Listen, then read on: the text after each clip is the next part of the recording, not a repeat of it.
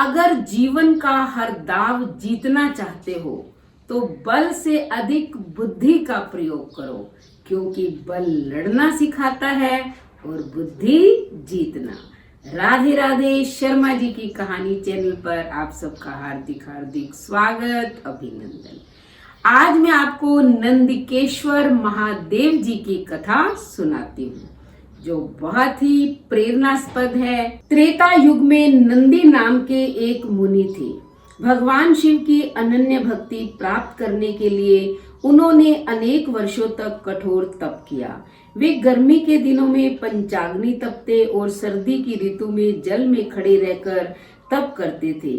जल, अग्नि और वायु केवल ये ही उनके सहारे थे। अनेक प्रकार के व्रतों एवं तपों के नियम को वे पूर्ण करते थे। उत्तम व्रत का पालन करने वाले नंदी ने अपने आप पर पूर्ण विजय प्राप्त कर ली थी। अंत में भगवान शिव प्रसन्न हुए और नंदी के समक्ष उपस्थित होकर उससे कहा, हे मुने, मैं तुम्हें दिव्य नेत्र प्रदान करता हूँ। अब तक तो तुम्हारे लिए मेरा रूप अदृश्य था, अब मैं तुम पर प्रसन्न हूँ। अतः मेरा यह रूप देखो। संसार में तुम्हारे जैसे विद्वान पुरुष ही मेरे इस ओजस्वी रूप को देख सकते हैं। नंदी ने देखा तो देखता ही रह गया। भगवान शंकर के शरीर से सूर्य के समान प्रकाश फैल रहा था।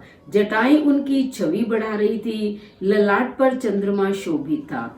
उनके दोनों नेत्र परम प्रकाशमान थे तथा तीसरा नेत्र अग्नि के समान धधक रहा था। हाथ में कमंडल लिए हुए थे। शरीर पर बागंबर था। सूर्य का यज्ञोपवीत धारण किए हुए थे। इस प्रकार के स्वरूप वाले भगवान महादेव का दर्शन पाते ही तपस्वी नंदी को रोमांच हो गया। नंदी ने भगवान रुद्र की स्तुति की तो उन्होंने मुनि को दुर्लभ से दुर्लभ वर मांगने को कहा। अपने आराध्य स्वामी को अपने प्रति इतना कृपालु देखकर मुनि को परम हर्ष हुआ। उसने निवेदन किया, हे प्रभु, मुझे आपके दर्शन हो गए, सब कुछ मिल गया। मुझे प्रभुत्व, देवत्व, अनिमा आदि 8 सिद्धियां या ऐश्वर्य आदि कुछ नहीं चाहिए। यदि आप मुझ पर प्रसन्न हैं तो मुझे अपनी अनन्य भक्ति देकर अपनी सेवा में रखने की कृपा करें। आपके सिवा किसी देवता में मेरी भक्ति न हो। मैं रात दिन आपका ही नाम जपता रहूं, यही मेरी कामना है। नंदी की अभिलाषा जानकर भगवान शिव अति आनंदित हुए।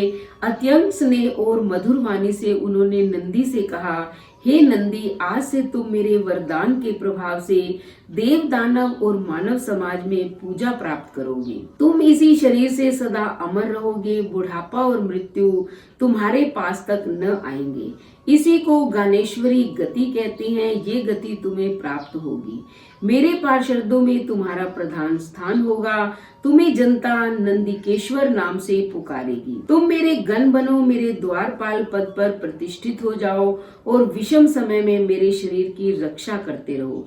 मेरे आशीर्वाद से संसार में किए जाने वाले देव कार्यों में तुम्हारी पूजा होगी। तुमसे द्वेष करने वाला मेरा द्वेषी और तुम्हारा अनुगामी मेरा अनुगामी होगा।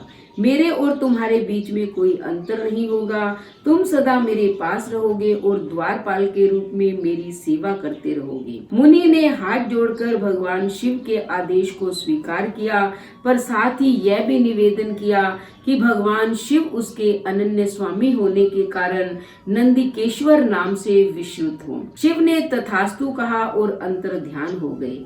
इस प्रकार जैसे लंका पर आक्रमण से पूर्व सेतु बंध के समय श्री राम से पूजित होने पर शिव रामेश्वर कहलाए, गंगा के द्वारा पूजित होने पर गंगेश्वर तथा इंद्र के द्वारा पूजित होने पर इंद्रेश्वर नाम से ख्याति को प्राप्त हुए थे, उसी प्रकार नंदी के ईश्वर होने के कारण नंदिकेश्वर कहलाए। धन्यवाद।